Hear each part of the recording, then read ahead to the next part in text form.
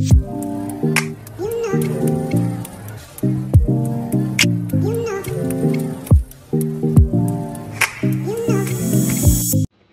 అందరికీ welcome back to my channel. So మీరు కానీ ఫస్ట్ టైం నా వీడియో చూస్తూ ఉంటే నా ఛానల్లో ఇంకా చాలా వీడియోస్ ఉన్నాయి, వెళ్ళి చూసేసేయండి. సో నేనైతే ఎసెన్షియర్ మీద వీడియోస్ అయితే చేస్తూ ఉంటానన్నమాట. ఎసెన్షియర్ అనే కాదు, స్కిల్ డెవలప్మెంట్ గురించి అండ్ ఇంటర్వ్యూ ప్రాసెస్ గురించి, సో ఇలా చాలా విషయాలు అయితే నేను షేర్ చేసుకుంటూ ఉంటానన్నమాట. సో మీకు ఆ ఇన్ఫర్మేషన్ కావాలి అంటే ప్లీజ్ నా ఛానల్ని సబ్స్క్రైబ్ చేసుకోండి. So coming to this video, so జనరల్గా అందరికీ ఎలా ఉంటుంది అంటే హెచ్ఆర్ ఇంటర్వ్యూ అనేది మనకు షెడ్యూల్ అయిన వెంటనే మనకు ఒక థాట్ ప్రాసెస్ ఉంటుందన్నమాట. లైక్ మనం ఇంతకుముందు అసెస్మెంట్స్ అవన్నీ కంప్లీట్ చేసుకునేసాము, అవంతా పాస్ అయిపోయినాం కాబట్టి సో హెచ్ఆర్ రౌండ్ కూడా లైక్ క్వశ్చన్స్ అడుగుతారు, ఆన్సర్ చేసేస్తే అయిపోతుంది, సో ఈజీగా గెట్ త్రూ అవ్వచ్చు హెచ్ఆర్ ఇంటర్వ్యూలో అనేసి చాలామందికి అనుకుంటూ ఉంటారనమాట. సో యా, అది కూడా ఒక 50% ఛాన్సెస్, ఎందుకంటే ఓవరాల్ పర్ఫార్మెన్స్ మీద తీసుకుంటారు కదా మనకి.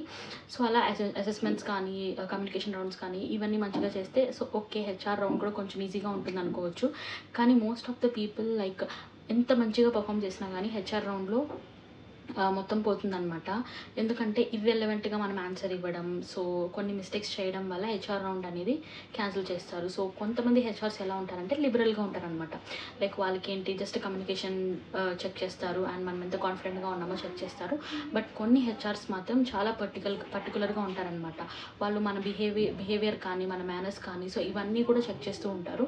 సో మనము హెచ్ఆర్ ఇంటర్వ్యూకి వెళ్ళినప్పుడు లైక్ అలాంటి హెచ్ఆర్స్ అనే కాదు, లైక్ జనరల్గా మనం ఏ హెచ్ఆర్ ఇంటర్వ్యూకి వెళ్ళినా కానీ ఎవరు ఇంటర్వ్యూ తీసుకున్నా కానీ సో మనం కొన్ని మిస్టేక్స్ అయితే చేయకూడదు అనమాట. సో ఆ మిస్టేక్స్ ఏంటి, మనం ఏ మిస్టేక్స్ అయితే చేయకూడదు అనేది ఈ వీడియోలో డిస్కస్ చేస్తాను. So let's get into the video. So coming to first point, so ప్రతి ఒక్క హెచ్ఆర్ ఇంటర్వ్యూలో జనరల్ క్వశ్చన్ ఇదనమాట. సో ఏం అడుగుతారు వాళ్ళు, మీ ఫ్యూచర్ గోల్స్ ఏంటి, మీకేమైనా ఫ్యూచర్ ఆస్పిరేషన్స్ ఏమైనా ఉన్నాయా, సో మీరు కంపెనీకి ఏం కాంట్రిబ్యూట్ చేయాలనుకుంటారో ఇలా క్వశ్చన్స్ అయితే అడుగుతారు. సో దానికి చాలామంది మనం ఏం చెప్తాము, లైక్ మనము హానెస్ట్గా ఉండాలి కాబట్టి సో మనం ఏం చెప్తాము, మనము మన ఫ్యూచర్ గోల్స్ గురించి, లైక్ మేము ఎంబీఏ చేయాలనుకుంటున్నాము, ఎంటెక్ చేయాలనుకుంటున్నాము, నా ఫ్యూచర్ గోల్స్ ఏంటి అంటే లైక్ ఏదైనా స్టార్టప్ పెట్టాలనుకుంటున్నాను, ఇలా అయితే చెప్తారు కదా. సో ఇలా చెప్పిన తర్వాత హెచ్ఆర్కి ఏమనిపిస్తుంది, వీళ్ళు లైక్ లాంగ్ టర్మ్కి పనికిరారు మన కంపెనీలో అనుకుంటారనమాట. సో తినకి ఆల్రెడీ స్టార్ట్ చేయాలి అనే గోల్ ఉంది, ఎంటెక్ చేయాలనే గోల్ ఉంది. సో ఇలా ఉన్నప్పుడు ఏ మినిట్ అన్నా ఈ రిసోర్స్ మనల్ని వదిలేసి వెళ్ళిపోతాడు. సో తినకి ట్రైనింగ్ ఇచ్చి మనం అంతా కేటీ ఇచ్చి వాట్ ఎవర్ ట్రైనింగ్స్ ఏదైతే ఉంటుందో వీళ్ళకి ఇంత నేర్పించి తిను స్టాండర్డ్గా ఉండే పర్సన్ అయితే కాదు. సో ఏ పాయింట్ ఆఫ్ టైంలో అయినా వీళ్ళు కంపెనీ వదిలేసి వెళ్ళిపోతారు సో అనే ఒక ఇంప్రెషన్ వస్తుందన్నమాట. సో ఆ ఇంప్రెషన్ ఉన్నప్పుడు డెఫినెట్లీ ఏ కంపెనీ, ఇప్పుడు మనమే ఒక కంపెనీ స్టార్ట్ చేసామనుకోండి, ఎవరన్నా మనము తీసుకుంటున్నాము, సో తీసుకున్న తర్వాత మనకి ఎలా కాన్ఫిడెన్స్ ఉండాలి, తిను మన దగ్గర లైక్ ఏమంటారు ట్రస్ట్ వర్తిగా లాయల్గా మనకు వర్క్ చేస్తాడు, సో లాంగ్ టర్మ్లో కూడా మనతో ఉంటాడు అనే ఒక ఇంప్రెషన్ మనం వస్తేనే కదా వాళ్ళకి మనం జాబ్ ఇస్తాము. సో ఇలా మనం చెప్పినప్పుడు లేదు లైక్ మేము ఎంటెక్ చేయాలనుకుంటున్నాను, ఎంబీఏ చేయాలనుకుంటున్నాను అంటే సో ఏ పాయింట్ ఆఫ్ టైంలో అయినా వీళ్ళు మనం వదిలేసి వెళ్ళిపోతారు, సో అంత వర్తీ క్యాండిడేట్స్ కాదు అనేసి డెఫినెట్లీ రిజెక్ట్ చేస్తారనమాట. సో మనము హెచ్ఆర్ ఇంటర్వ్యూలో ఇలా ఆబ్వియస్లీ ప్రతి ఒక్కరికి గోల్ అయితే ఉంటుంది, ఎంటెక్ చేయాలనేసి, మనం ఒక చిన్న బిజినెస్ స్టార్ట్ చేయాలి అనేసి. సో అది ఆబ్వియస్ ప్రతి ఒక్కరికి ఉంటుంది. సో అది కానీ మనము అలాంటివి మెన్షన్ చేయడం వల్ల మనకి నెగిటివ్ పాయింట్ వస్తుంది అనమాట. సో ఇలా మనం చెప్పడం వల్ల మనము ట్రస్ట్ వర్తీ కాదు, సో ఎప్పటికన్నా వీళ్ళు వదిలేసి వెళ్ళిపోతారు కంపెనీని, అంత లాయల్ కాదు అన్నట్టు అనిపిస్తుంది అనమాట. సో దానివల్ల ఇలాంటి ఆన్సర్స్ని మనం అవాయిడ్ చేయడం బెస్ట్. నెక్స్ట్ వచ్చేసి శాలరీ నెగోషియేట్ చేయడం అనమాట. సో శాలరీ డిస్కషన్ అయ్యేటప్పుడు సో ఆబ్వియస్లీ ఇంటర్వ్యూ ప్రాసెస్లోనే డిస్కషన్ అయితే అవుతుందన్నమాట. లైక్ మనము నెగోషియేట్ చేయడం ఎలా ఉండాలి అంటే 1 or 2 lakhs అటు ఇటు అయినా పర్లేదన్నమాట.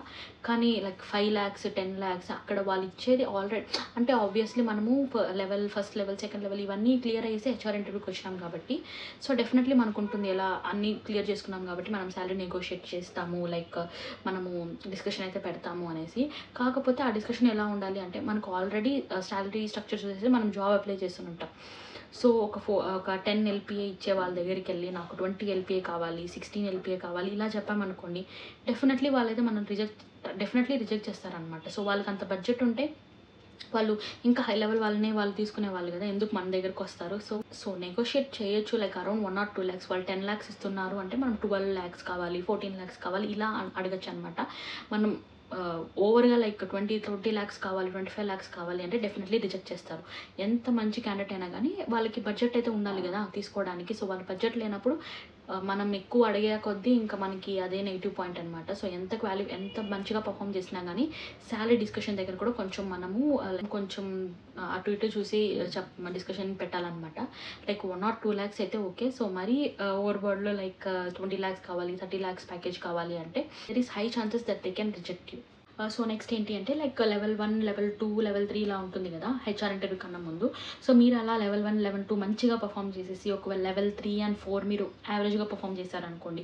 సో ఇలాంటి టైంలో హెచ్ఆర్ చేతిలో ఉంటుంది అనమాట మీకు జాబ్ ఇవ్వాలా వద్దా అనేసి. సో వాళ్ళ మైండ్ సెట్ ఎలా ఉంటుందో తెలియదు కాబట్టి సో మనకి హెచ్ఆర్ ఇంటర్వ్యూ జరిగేటప్పుడు కొంచెం నీట్గా ప్రిపేర్ అయ్యేసి కొంచెం కాన్ఫిడెంట్గా మాట్లాడాలన్నమాట. సో ఆల్రెడీ లెవెల్స్లో మనం యావరేజ్గా పర్ఫామ్ చేసాం కాబట్టి డెఫినెట్లీ హెచ్ఆర్ రౌండ్లో కొంచెం మంచిగా మనం కమ్యూనికేట్ అయ్యి మంచిగా మన స్కిల్స్ ఏంటి అనేది తనకు లైక్ హెచ్ఆర్కి తెలిసేటట్టు మాట్లాడినాం అనుకోండి. సో వాళ్ళైతే సెలెక్ట్ చేసుకోవచ్చు. లేదు ఇంకా యావరేజ్గా పర్ఫామ్ చేసాము హెచ్ఆర్ ఇంటర్వ్యూలో కూడా అంటే సో డెఫినెట్లీ వాళ్ళైతే రిజెక్ట్ చేస్తారనమాట. సో నెక్స్ట్ వచ్చేసి పూర్ కల్చరల్ ఫిట్. సో మనము హెచ్ఆర్ ఇంటర్వ్యూకి వెళ్తున్నాము అంటే ఆ కంపెనీ గురించి, ఆ కంపెనీ ఎప్పుడు స్టార్ట్ చేశారు, ఎన్ని ఇయర్స్ నుంచి ఆ కంపెనీ ఉంది, ఆ కంపెనీ CEO ఎవరు, సో ఆ కంపెనీ ఫైండింగ్స్ ఏంటి, సో వీళ్ళు ఏ ఇండస్ట్రీ సెక్టార్కి సంబంధించి ఉంటారు. సో ఇలా మనము ఆ కంపెనీ గురించి స్టడీ చేసి అయితే వెళ్ళాలి. సో మోస్ట్ ప్రాబబ్లీ ప్రతి ఒక్కరు కంపెనీ గురించి తెలుసుకొని అటెండ్ అవుతారు. కానీ ఎవరైతే లైక్ మినిమం నాలెడ్జ్ ఆ కంపెనీ గురించి తెలియకుండా వెళ్తారో వాళ్ళకైతే చెప్తున్నాను అనమాట. సో మనం ఏమీ తెలియకుండా మనం హెచ్ఆర్ ఇంటర్వ్యూకి మనం ఇచ్చాము అంటే చాలా బ్యాడ్ ఒపీనియన్ వస్తుంది. సో డెఫినెట్లీ వాళ్ళైతే వీళ్ళు మన కంపెనీ గురించే తెలియదు ఇంకా తినేమి మనకి కాంట్రిబ్యూట్ చేస్తారు అనే థాట్ అయితే వాళ్ళకి వస్తుంది అనమాట. సో అలా కాకుండా just minimum basics at least so వీళ్ళు మన కంపెనీ కల్చర్కి వీళ్ళు సెట్ అవుతారు అనే విధంగా మనం ప్రిపేర్ అవ్వాలన్నమాట. సో జస్ట్ ఆ వెబ్సైట్కి వెళ్ళి ఎప్పుడు స్టార్ట్ చేస్తారు ఏంటి, వీళ్ళ ఫైండింగ్స్ ఎలా ఉన్నాయి, వీళ్ళు ఏమేమి చేస్తున్నారు, ఎంతమంది ఎంప్లాయీస్ ఉన్నారు, సో వీళ్ళ టర్న్ ఓవర్ ఏంటి, సో ఇలా మనం కొంచెం అట్లీస్ట్ బేసిక్ ఐడియా అయితే ఆ కంపెనీ గురించి తెలుసుకునేసి మనం ఇంటర్వ్యూ ఇవ్వాలన్నమాట. సో అలా మనం ఏం తెలియకుండా అటెండ్ అయినాము అంటే there is high chances that they will reject us. Next వచ్చేసి ఫ్రీక్వెంట్ జాబ్ స్విచెస్. సో కొంతమంది ఎలా ఉంటారంటే లైక్ 2 monthsకి స్విచ్ అయిపోతుంటారు, 6 monthsకి స్విచ్ అయిపోతుంటారు అనమాట. సో ఇలా మనం ఫ్రీక్వెంట్గా కంపెనీ స్విచ్ చేసుకుంటూ ఉంటే హెచ్ఆర్కి ఎలాంటి ఇంప్రెషన్ వస్తుందంటే తిను స్టాండర్డ్ పర్సన్ అయితే కాదు. సో మనీ కోసం లైక్ రీజన్స్ ఏదైనా ఉండొచ్చు. జాబ్ స్విచ్ అనేది ప్రతి ఒక్క పర్సనల్ రీజన్స్కి జాబ్ స్విచ్ అయితే చేస్తూ ఉంటాం అనమాట. లైక్ మనకి శాలరీ అవ్వచ్చు, లైక్ లొకేషన్ అవ్వచ్చు, సో వాట్ ఎవర్ మన పర్సనల్ రీజన్స్ ఉన్నా ఉండొచ్చు. కానీ ఇంప్రెషన్ ఎలా ఉంటుంది అంటే తిను కన్సిస్టెంట్గా ఉండడు ఏ చోట కానీ. సో కొంచెం సస్పీషియస్గా అనిపిస్తుంది అనమాట వాళ్ళకి మనమైతే. సో ఇప్పుడు వీళ్ళని మనం తీసుకున్నా కానీ డెఫినెట్లీ వీడు ఇంకొక 2-3 monthsలో స్విచ్ అయిపోతారేమో, సో అంత ట్రస్ట్ వర్తి క్యాండిడేట్ కాదు అని ఇంప్రెషన్ వాళ్ళకి వస్తుంది. సో స్విచ్ అవ్వడం తప్పు కాదు. సో పర్సనల్ రీజన్స్ చాలా ఉంటాయి మనకి స్విచ్ అవ్వడంలో. కాకపోతే అది మినిమల్గా పెట్టుకొని చూసుకోవాలన్నమాట. మరీ 2 monthsకి 3 monthsకి మనం స్విచ్ అవుతూ వెళ్తూ ఉంటే అది మన కెరియర్లోనే it will be like bad mark. So switch అవుతున్నాము అంటే have a specific reason. So a reason ఉన్నా కానీ అది హెచ్ఆర్కి అనవసరం కదా. సో తను ఏం చూస్తాడు, వీళ్ళు ఎందుకు ఫ్రీక్వెంట్గా స్విచ్ అవుతున్నారు అనే రీజన్ తనకు అవసరం లేదు. వీళ్ళు స్విచ్ అవుతున్నారు అంటే there is something suspicious, so అందుకే స్విచ్ అవుతున్నారు అనేసి వాళ్ళు అనుకుంటారు. సో ఇది ఒక రీజన్ కూడా ఉంటుందన్నమాట మనల్ని రిజెక్ట్ చేయడానికి. అండ్ ఇంకోటి ఏంటి అంటే లైక్ మనకి ఆల్రెడీ ఒక జాబ్ ఆఫర్ అయితే ఉంది, ఒక 20 lakhs ప్యాకేజ్ ఒక జాబ్ ఆఫర్ అయితే ఉంది. కాకపోతే ఈ కంపెనీకి ఇంటర్వ్యూకి వచ్చినప్పుడు మనం లైక్ చెప్తుంటాం కదా లైక్ మనకు ఆఫర్ ఉంది ఆల్రెడీ ఇంత ఇస్తున్నారు అనేసి. సో అది ఎలా ట్యాకిల్ చేయాలి అంటే చాలామంది ఎలా అంటే రూడ్గా ఉంటుందన్నమాట. మనము లైక్ మాకు ఆల్రెడీ ఒక ఆఫర్ అయితే ఉంది, 20 lakhs ఇస్తున్నారు, మీరు ఇంకో 30 lakhs ఇస్తే మీ కంపెనీలో జాయిన్ అవుతాను, లేదంటే వేరే చూసుకుంటాను. సో ఇలా మాట్లాడినాం అనుకోండి చాలా రూడ్గా అనిపిస్తుంది అనమాట. సో హెచ్ఆర్ ఏమనుకుంటాడు, సో దీనికి ఆల్రెడీ 20 lakhs ప్యాకేజ్ ఉండి కూడా తను ఇక్కడికి వచ్చి మనల్ని 30 lakhs ప్యాకేజ్ అడుగుతున్నారు. ఒకవేళ మనం ఇక్కడ 30 lakhs ప్యాకేజ్ ఇచ్చామనుకోండి, సో తిను వేరే ఇంకొక కంపెనీకి వెళ్ళి సో మాకు ఆల్రెడీ 30 lakhs ప్యాకేజ్ ఉంది, సో 45 ఇవ్వండి అని అడుగుతాడు అనమాట. సో ఇలాంటి మైండ్ సెట్ ఉన్న వాళ్ళని మనం ఎందుకు తీసుకోవాలనేసి వాళ్ళు అనుకుంటారు కదా. సో తప్పేం కాదు, లైక్ మనం ప్రతి ఒక్కరు డిఫరెంట్ కైండ్స్ ఆఫ్ జాబ్ మనం అప్లై చేసుకుంటూ ఉంటాము. సో శాలరీ కంపారిజన్ అన్నీ చేసుకునేసి మనం జాయిన్ అవుతూ ఉంటాము.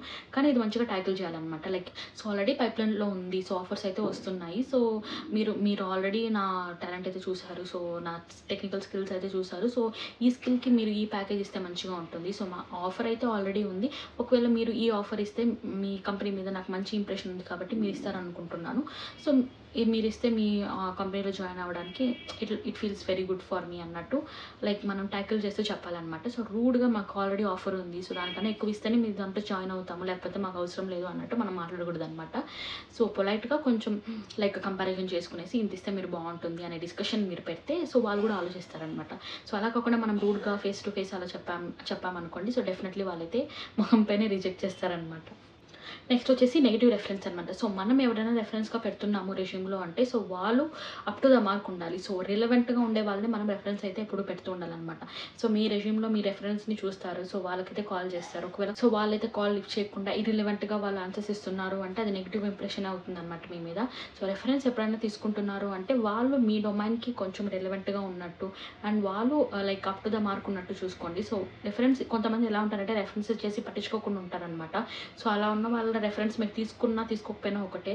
సో మీరు ఎవరైనా మీకు రెఫరెన్స్ ఇస్తున్నారు అంటే వాళ్ళతో టచ్లో ఉండండి అండ్ వాళ్ళకి ఏదైనా లైక్ ఇలా హెచ్ఆర్ కానీ వీళ్ళు ఎవరైనా కాల్ చేస్తారు కదా, సో కాల్ చేసినప్పుడు వాళ్ళు పిక్ చేసి లైక్ అబ్సల్యూట్ ఆన్సర్స్ ఇచ్చేలాగా వర్తీగా ఉన్న వాళ్ళని మీరు రెఫరెన్స్ కింద అయితే పెట్టుకోండి.